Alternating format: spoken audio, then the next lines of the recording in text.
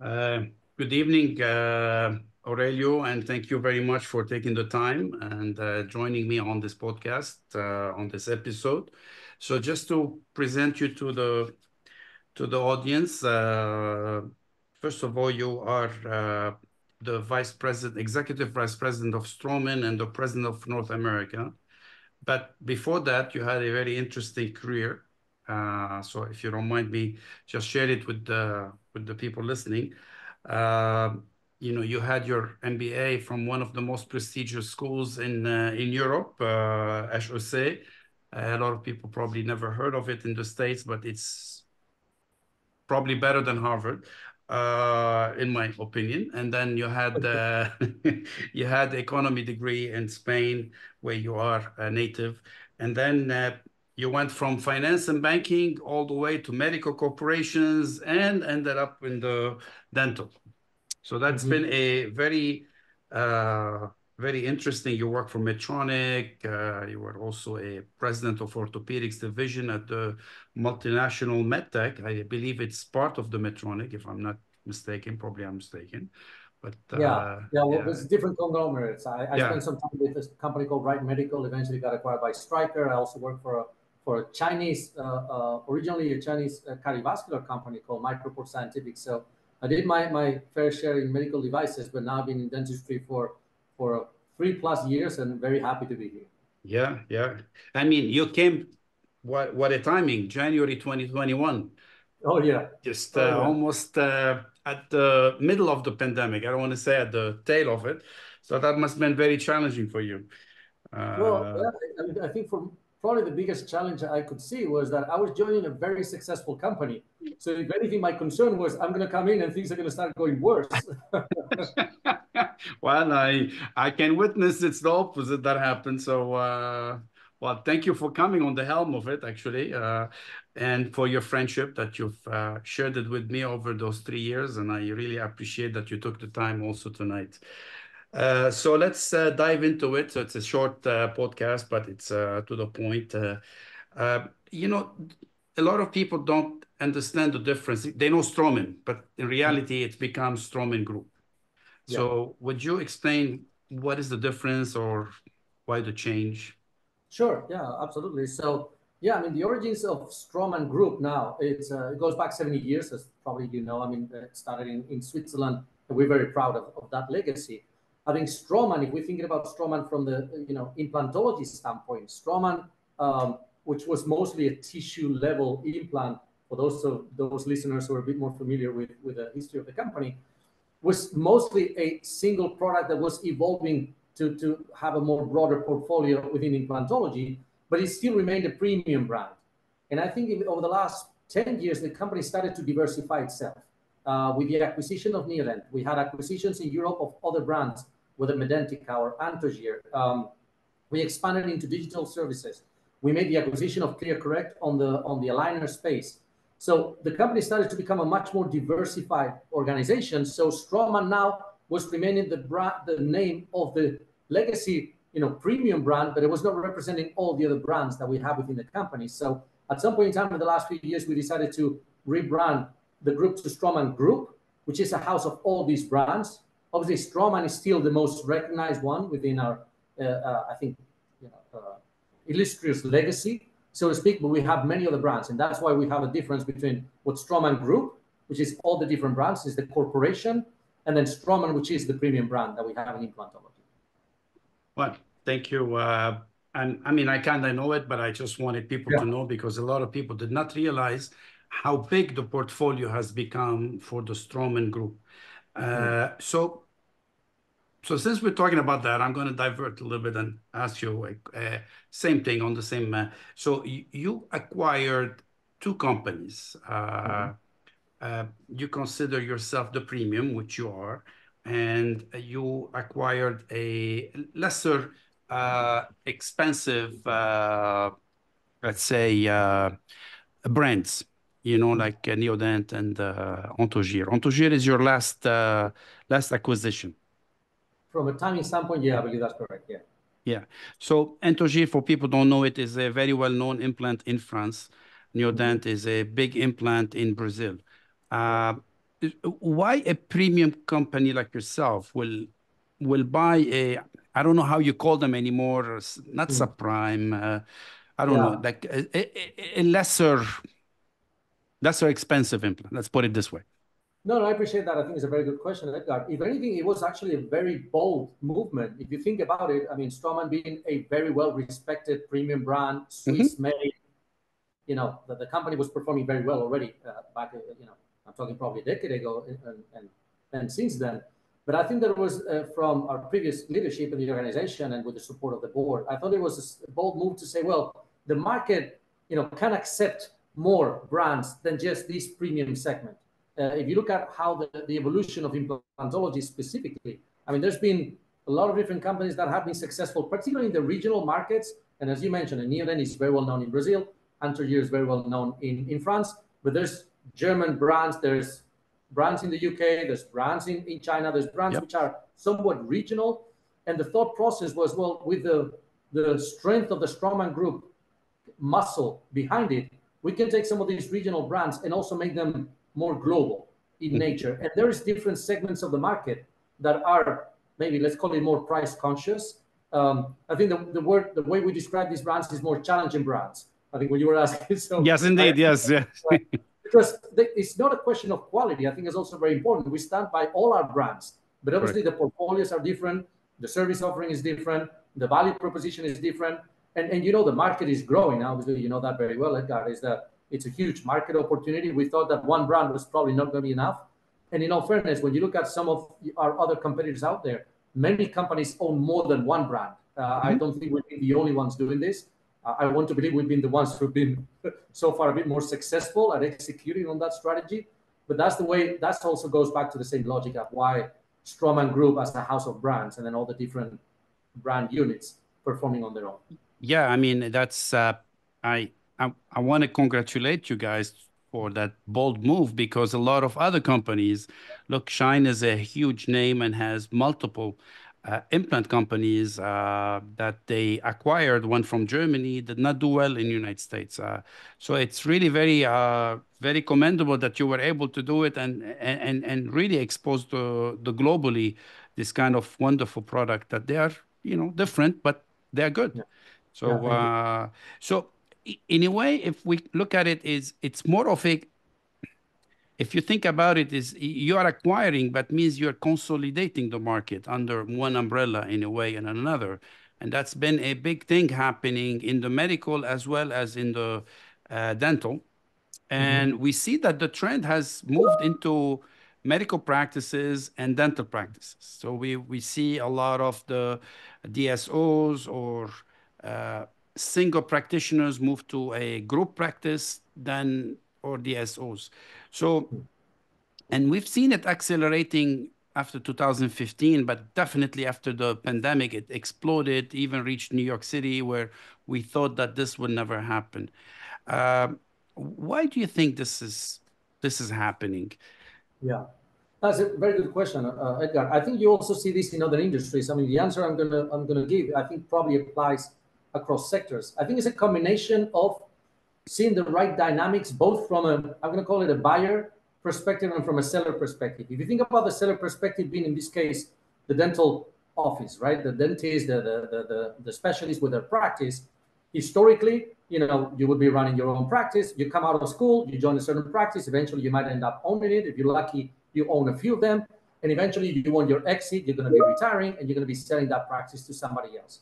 So what happens is in the US alone, which is roughly about 200,000 dental practices, you could see that from a seller standpoint, which is there's a lot of there's a fragmented footprint, right? There's a lot of individual practices. They all operate in differently. There are different stages. Some are more innovative than others. Some are more traditional. Some, you know, have a big scale and are very profitable. Others are barely making, you know, break even, so to speak, or making a living. So you have a fragmented market on one side, and on the other side, you have private equity and a lot of financial muscle that is seeing the opportunity to consolidate these practices in a way that you can create economies of scale and leverage if they operate more in a better, I guess, synchronized manner.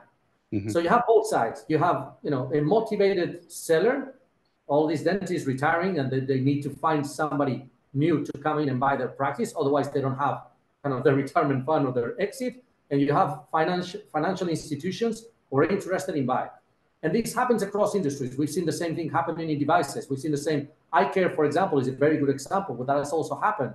Where you have, the same movements that we've seen in dentistry. So there is a logic of why it makes sense to consolidate some of these dental practices into working groups or DSOs, and you have the financial strength of DSOs behind it that can help them again scale. And now it's also very tempting, and it's also been working quite successfully. If you think about dental students, and this is something that you've been very close to academia, Edgar, you know Yeah. that very well as well, right? You leave coming out of school with a significant amount of debt, and now you might have institutions that are willing to say, you know what, when you leave school, historically, you become not only a clinician, but you also need to be a business owner. And they Yeah. don't teach you about business in Oh school. I mean, no, but that's why I went to do an MBA. So yeah, I mean that's one of the reasons. Yeah, yeah, it is a challenge. And I yeah. think It because is. of that challenge, I think, it's very attractive to potentially say, you know what, come join this DSO group.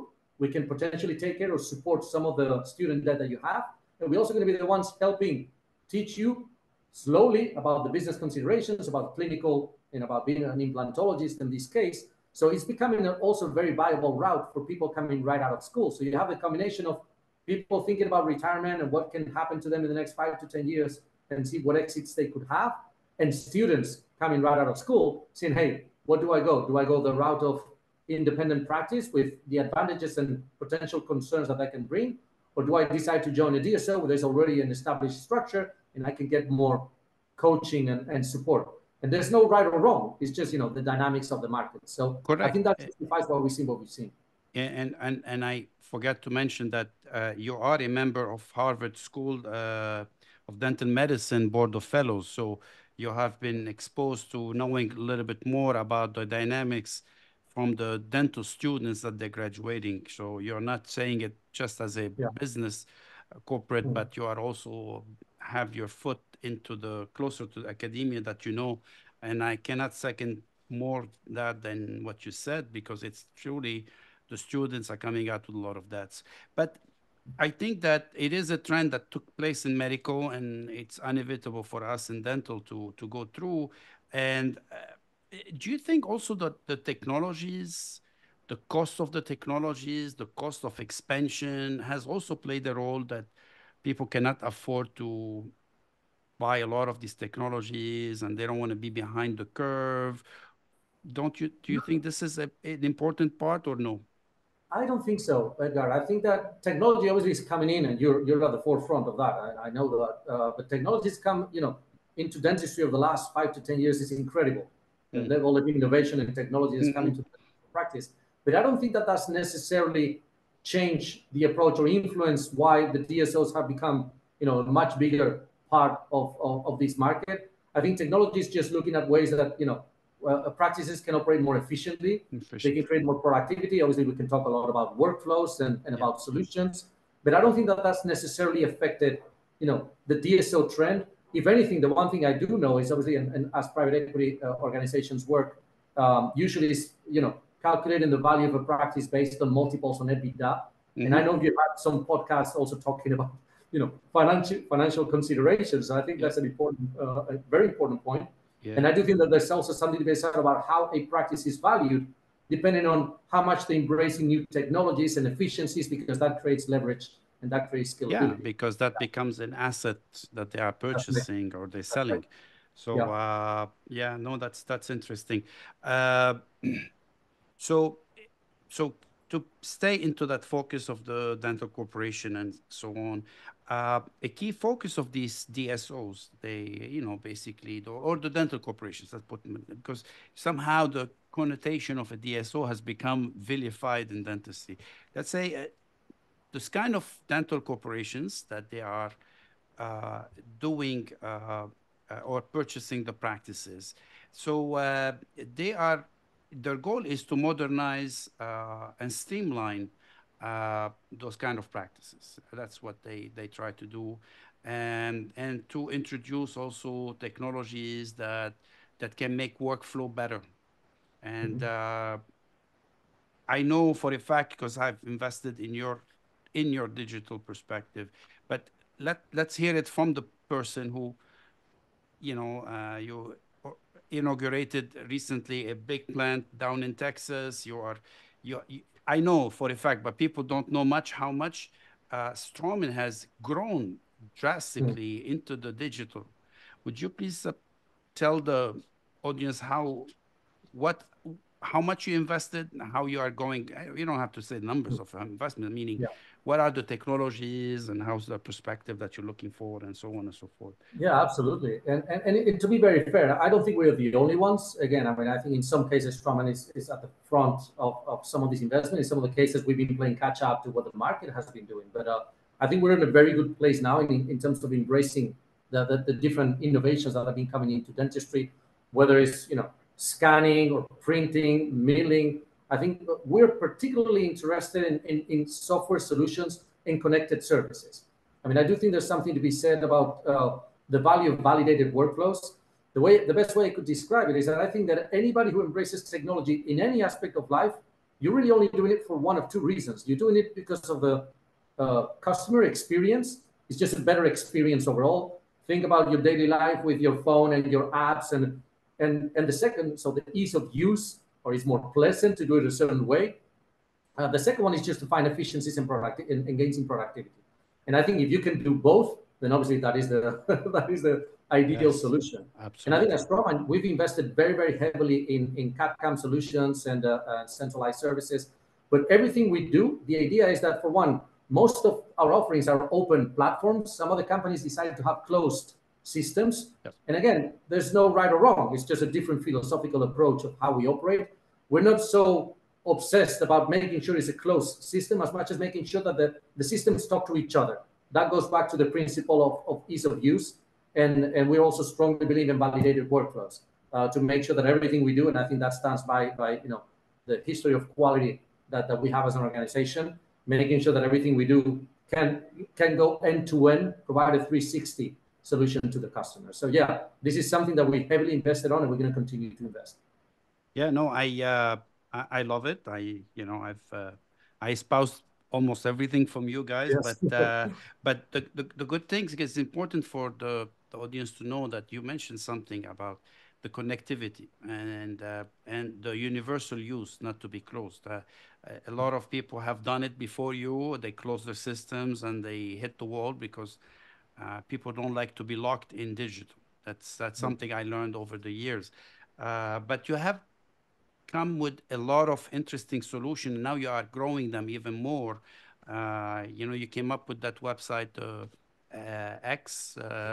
So a lot of people don't know about it. That's some of it is in the beta phases. So why this focus? Why focus of, because people talk a lot about workflow, and I love Yeah. the word workflow, but in reality, if you ask them what does it mean for you, I don't think they know it. So why this specific focus that you guys have? It's really interesting. I've never seen it in other companies.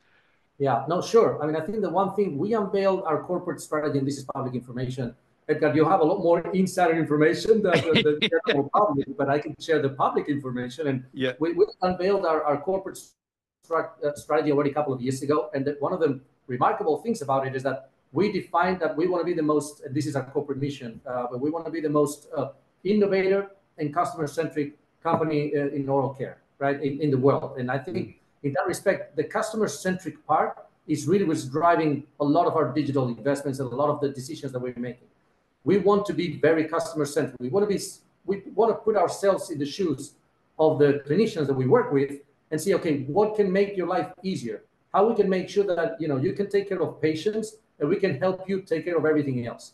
So we're launching, as you know, our Straumann Access Portal, which is going to be our one sole source of truth, so to speak. So basically, the idea would be that that platform will add all the different services that we provide as an organization. Again, with the same reason that I said earlier, it would be a better customer experience, and it will provide you efficiencies and productivities because the systems, to your point, they will be talking to each other. You will not have to be dragging files from one place to the other one and then keep track of those and then have them stored somewhere in a server in a corner room. So we're really trying to make it as seamless as possible. I think there's examples like this in other industries that we find inspiration from, but it's a journey. These things don't happen overnight, and we're by no means where we need to be. We need to continue to invest, and we need to continue to develop. Yeah, no, actually I have to commend you on that. That's why I was hoping that you say the story more than I say it, because I'm not supposed to say any of these.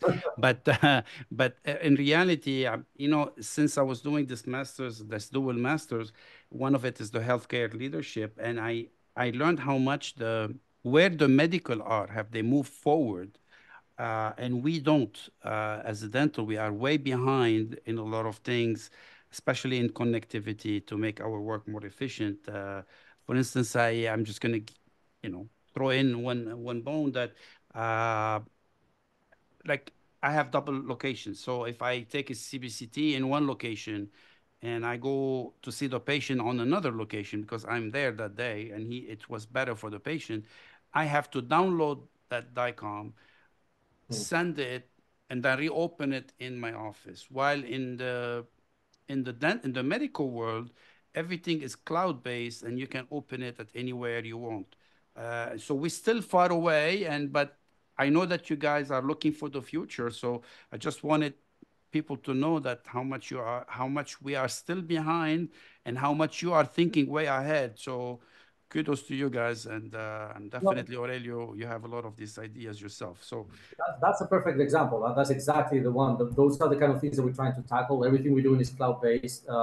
We could talk about AI all day long. We could talk about how we're developing further into machine learning. But yes, the whole idea really is to simplify everything that the dental practice is dealing with as much as we possibly can, and wherever we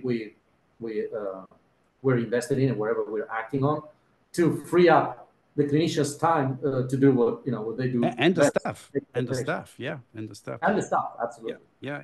So you brought up a big buzzword. I'm sorry, Mhm. you did it to yourself, Yeah, not I me. know, I know. Yeah. I shouldn't. I'm sorry, I'm sorry, but you did it. I tried to avoid it, but you fell for it. So, what do you think the AI is going to have in our world Hmm, from everything you do, and especially the implant world? So, right. do you think that there's a place for it for us? Absolutely. I mean, we're already using it in many applications. Our surgical planning tool with co-diagnostics Correct. already has AI baked into it. I Hmm. think of our aligner brand, and ClearCorrect is also leveraging on AI capabilities. We're using AI in many different areas of our industry, and I think that's only going to continue. I think the value of AI mostly has to do with combining the functionalities of machine learning with big data. And then Yes. when you have a lot of data coming in and you're putting that algorithm, I guess, to play, to look at correlations with that data, or what are the things that we can learn from that data for future cases. It helps you with treatment planning. It can help you with segmentations. It can help you with diagnosis of areas that maybe would have gone undetected otherwise. We have AI capabilities that you can apply to your practice management software to look at, reimbursement codes, or how to tackle certain insurance arguments. The applications are limitless. If anything, the challenge there is prioritization. Is that okay? Where Correct. I'm going to put my focus first? Because again, pretty much in every aspect of not just dentistry, but I think in every aspect of life, you can be having benefits of using AI. Yeah, no, you guys were beyond before anybody with the code diagnostic. And I mean, you know me, I'm an addict to this software, but nevertheless, this AI has saved me, I would say, 30 minutes of workflow. It's tremendous. Yeah. So yeah, so good, excellent. So I'm excited for the future. Uh, so now it's a lame question, but I have to ask you that. What differentiates your product, and implants in particular, from the other implant companies? You're very expensive, and people will say, why should I buy a Straumann? Yeah. Well, yeah, we don't consider ourselves very expensive. I think you get what you pay for. Indeed, yeah. No, but look, it is. I mean, I think that we don't compare our systems to other companies, not because we're arrogant. I mean, we're always paying attention to what other companies are doing, and we learning, because in many occasions other companies are doing something better than we are, and we just need to learn from those and try to see how we can improve. I think that why maybe our Straumann brand is at, one of the premium brands, and I think it carries the value that comes with it, is because there is a lot of things associated with the implant itself. It's not just the features and benefits of the implant, and I definitely don't need to explain those to you. You've been a loyal customer for a long time. So I'm not going to talk about surface treatment or we're talking about alloys. Yeah, but people don't know these things. See, people don't know these things, and they need to know how much you put, how much it costs you to do all of these things for them to have it in their hands. And Yeah. that's, yeah, Well, that I think the best way to describe this, honestly, is that I would invite any listener to your podcast to come visit us at our headquarters for North America, which are here in Andover, Massachusetts, and just do the tour of the factory. We quality control every single implant. That is expensive, but I think that that's kind of the standard that we have as an organization. And it's not just the implants; it's everything that goes around it. When we're thinking about implantology, there's a very strong component of service. For example, right? There's a very strong component of education. We run thousands of education events on any given year. We're constantly innovating, and not only innovating in the implantology and the prosthetics and the restorative that goes with it, but also innovating in adjacent technologies that can support that episode of care. We stand by, evidence-based dentistry, and all of that does come at a cost. So obviously, there's other choices out there, and again, we have other brands that maybe have a different price tag for those clinicians who are interested in different value propositions. But I think Straumann is always going to be a little bit of the at the forefront of that premium segment because we're really putting all the effort behind it. yeah, and the research that you, I yeah. think many customers do value that. Yeah. No, people don't realize that before you launch any product, you've done the animal research, the histology that comes with it, the papers that came out and stuff like that, on top of the quality control that you continue on every implant or every product. So really, it's fascinating when people get to know the company and learn more about it. So having said that, you are still performing extremely well into the market in a very challenging market. You've survived that wave of the pandemic. You went back up. Like all of the dental businesses at the beginning, they went up and then started plateauing, but you're still having a growth. So two questions in one. So one is, what is the driver that is behind your growth? And secondly, what are the challenges that you see in that growth? Yeah. I think that the biggest advantage, in my opinion, by far the largest competitive advantage we have as a company is our culture. And this is something that, our close customers are quite exposed to it. Probably every company out there will tell you that they have great culture and, hey, here's our core beliefs or here's our corporate values, and there you go. The truth is, I do believe Straumann and Straumann Group, we really live those core beliefs. I mean, this is something that you pretty much get exposed to from day one. I've said this very publicly. That was the main reason why I joined the company myself, is because I truly believe in the commitment that we have as an organization to excellence. And I think that culture has to do with collaboration. I think that culture has to do with working together. We have entrepreneurial spirit. We're trying to be agile. No matter how big we become as an organization, we still need to be operating somewhat as a small company to be very responsive, very close to our customers, very, very innovative. So I think that the growth, in my opinion, has been a combination of that, leveraging on that culture that we have as a company, and then finding that right balance between strategic thinking and hands-on execution. I don't think you can be successful just doing one of the two, right? If we were all on our ivory towers just thinking, hey, this is where the industry is going in 10 years, and then let somebody else figure out how to get there, I don't think we'll go very far. But if we were also just focused on the day-to-day and we don't have a clear direction or a clear vision of where we're headed, I don't think we'll go very far either, right? Or we might go far, but in the wrong direction. So I think it's been the combination of the two, I think has proven so far to be quite a successful recipe.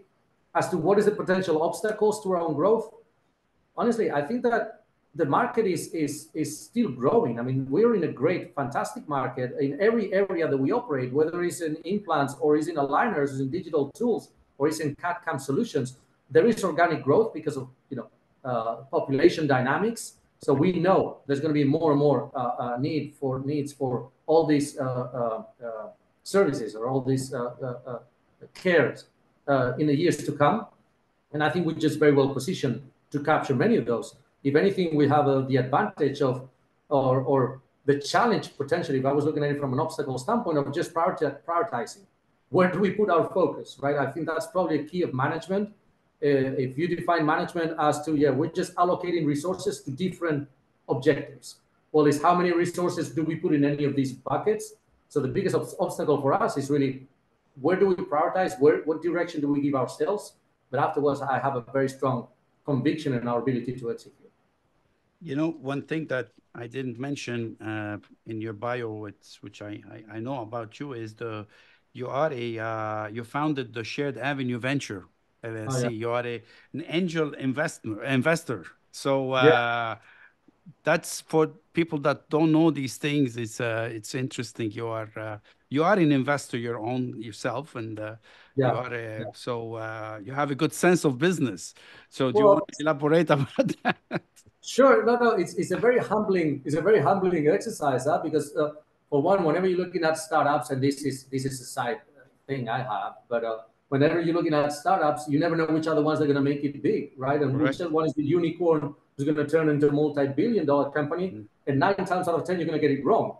You're going to Yeah. think, hey, this company will never succeed because this X, Y, Yeah. and Z, and eventually that's the one that succeeds, which I think makes it very humble, and I think that's Yeah. very important. I think I really like the idea of, hey, just learn every day, learn from any way of life that you can Mm. get into, and then incorporate some of that, and hopefully, if you're lucky, then you will you will You invest will in hit your the unicorn. ones. Yeah. Yeah, yeah. No, Because we get back to my financial background way back when. yeah, no, it's interesting to throw it in because I want people to understand that when you are giving an opinion, you are not the typical corporate guy that just recite the same words. No, you have a real also experience on the side that you believe in startup, you believe in ideas, and you've put your money in it to bet on it. So that's very commendable. So that gonna bring me now to a towards the end and two tough questions. So I I like to ask the question not to put you on the spot or to walk into a company or anything, but I think it's you hear from people around and stuff. So the company is European, obviously. Your market, the US market, is the biggest market by far. Yet you use products initiates in Europe by idea from clinicians in Europe, and then uh, they are implemented, and you know they have basically pushed onto the practitioners here in the US without really taking their opinion.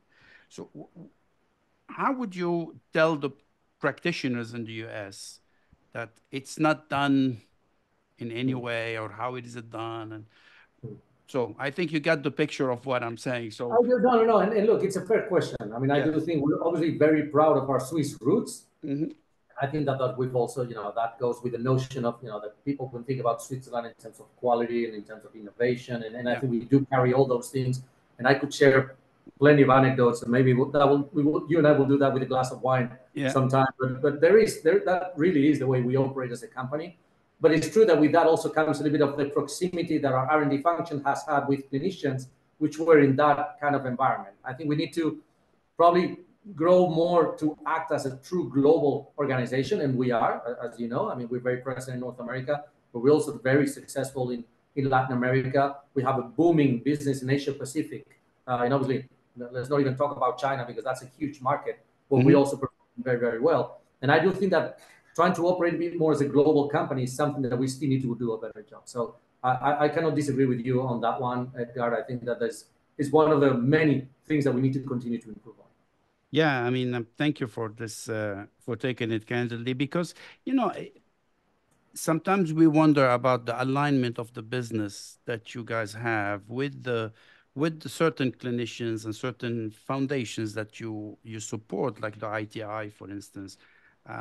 You know, I recall I was invited to talk about allograft because you believe in allograft in Europe needs to be launched and stuff, but yet the ITI, which is a think tank that you guys are supporting a lot, don't believe in that. So I think that it's kind of a contradictory from somebody from outside looking at this, and that's why I wanted to bring those things to you because really it's mind-boggling. So Here you have a company that's spending a lot of money, and some of the think tank that they support are not aligning with them. So thank you for being candid and talk about that. I really appreciate it.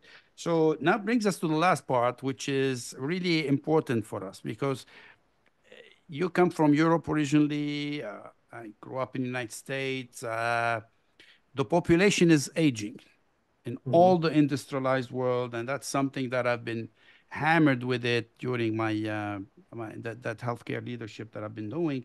And in the United States, people don't realize that in next year, 2025, majority of the population will be 65 and above.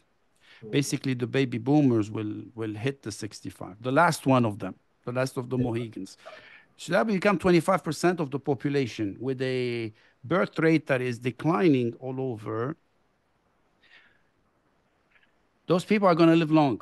Doesn't mean healthier, but long. And they've never thought about dental because in the medical, they have the Medicare and the secondary insurance that comes with the Medicare. But in dental, they are not. And they are going to live long and they're going to have either periodontal disease, fractured tooth, needs a replacement, even for periodontal maintenance, the cleaning, it accounts, it amounts. They're living on a fixed income. And they are not taking this into consideration where they were doing their retirement planning and so on and so forth. So as a company of your style for size and bigness and thinking and all of these things, are you have any are you guys strategically thinking about can you raise this awareness to push Yeah, people to think about, hey, put some money on the side. This is something you're gonna need, and so on and so forth. yeah. Would you? Yeah. Yes, yes. I mean, and there's been obviously a lot of discussions at the ADA, as you know, and now Mm-hmm. with the ADSO, these are very important topics, right? Which is Mm-hmm. about, again, how to raise more awareness to the general population about not just oral health and options within oral care, but if we're talking specifically about in our business, and I'm going to talk implantology more than aligners here, but also within implantology, what the options are. And obviously some of those will have to do with affordability. Um, there's been, for since as far as I can tell, there's been a lot of discussions at Capitol Hill with regards to reimbursement, non-reimbursement. I think there's two distinct camps about it. I mean, I do think that, and we've seen that in other parts of the world, which is, once you're using the example of medical, many areas that are reimbursed. What you see in those areas is obviously the access to the population becomes a lot bigger, but Mm-hmm. the prices become a lot lower too, and that also limits somewhat innovation. We've Mm-hmm. seen that happening too. And Mm-hmm. again, it's not right or wrong; these are just the population dynamics. Correct. So, even if with a crystal ball, I don't know what direction insurance and Medicare and Medicaid is going to take towards implant coverage in the future. But considering the GDP challenges that we have and the deficits that we have as a country, I'm not seeing that happening Yeah, anytime yeah. soon. No, I agree with you. It's the healthcare is 17% of our GDP. People don't Right, realize that. That's huge. right. We are It's the huge. highest in the world. Yeah.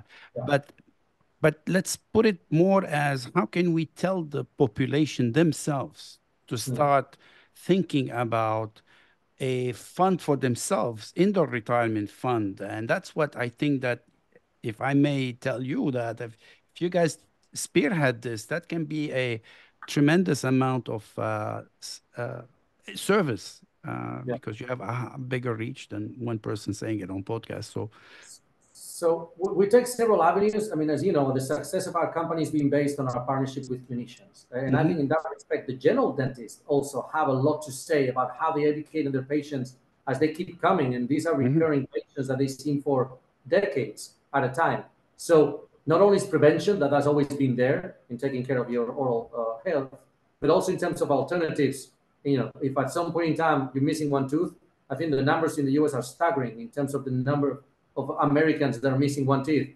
We're yeah, talking about tens and tens of millions. It's over 100 million yep, people. So the market is there. If the question is, hey, are they going to be able to fund? Are they going to be able to finance some of that? But I think that also goes back to that's why we have many different brands. That's why we want to give different alternatives to the public.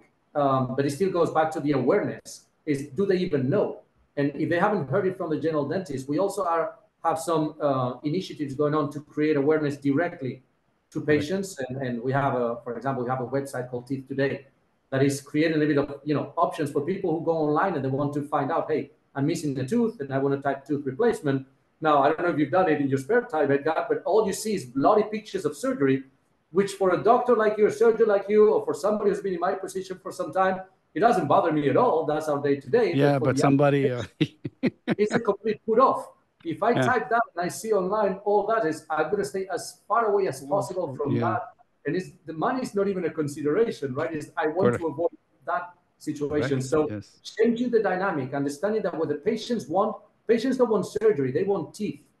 The way we look at it is that we're looking at a restorative um, episode that has a surgical component to it. That's what patients want. And I think hmm as industry, we've always been looking at more from, hey, how do we maximize, how do we optimize the surgery part? Remember that what the patient wants, they don't want a piece of metal in their mouth, right? What they want is they correct. want to leave the tooth and be happy and hopefully having that done in a seamless manner. So yeah, Yeah. marrying those two, I think is half art, half science, but we're starting to hopefully make some progress there.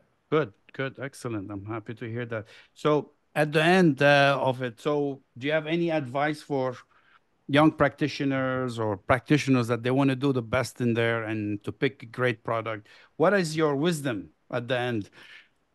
Oh, wisdom. Yeah, I don't know if I would say wisdom, but no, I mean, I think in the end, reputation is still what we've been building our success over the years, the word of mouth, and I'm sure it's the same, for clinicians. Whether Mm, you're a specialist and you have your referring doctors, whether you're a general dentist and you have your own patient, local patients coming to see you, it's just the reputation you're building and the trust that you build within those networks. And I do think that I feel very proud about, both the services and the trust that we built with our the product, yes. valued customers. Mm, And I think anybody coming out of school, the first choice they need to decide is that, am I going to be going into private practice?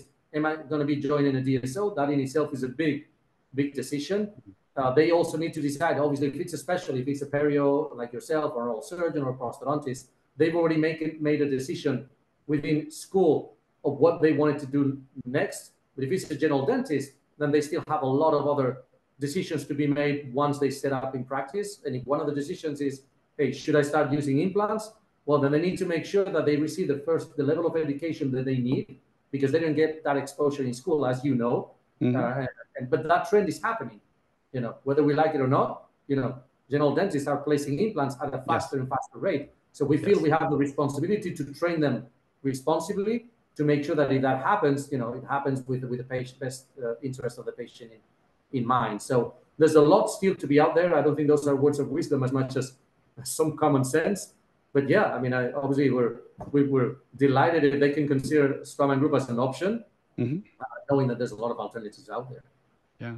No, well, great, Aurelio. I want to really thank you. Took the time at the end of the day to sit here with me, and I appreciate it. It's always a pleasure to see you. And Yeah, for the listener, he is a connoisseur of wine, so don't under. we All both right. are. Both are. Yeah. But no, thank you so much, Edgar. Thank you for having me. I Thank really, you. really Thank you. enjoyed it. Thank you. All righty. Take care. Bye bye. Take care. Bye bye.